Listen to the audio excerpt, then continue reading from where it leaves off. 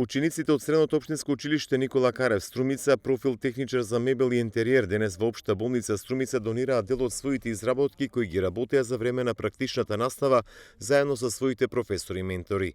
Станува збор за ученици од дрвено-преработувачката струка кои паралелно имаат практична настава на која ги учат вештините за изработка на основни дрвени елементи кои имаат широка употреба.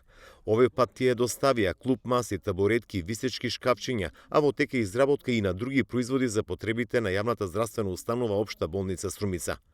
Инаку учениците од дрвено-преработувачката струка при Средното општинско училиште Никола Карев оваа година изработуваа шкафови и маси за потребите на училиштето, но и клупи за одмор во училишниот двор. Инаку донацијата во Струмичката болница не е прва. До сега средношколците од Никола Карев донираа постелнина за потребите на детското оделение и детската амбуланта.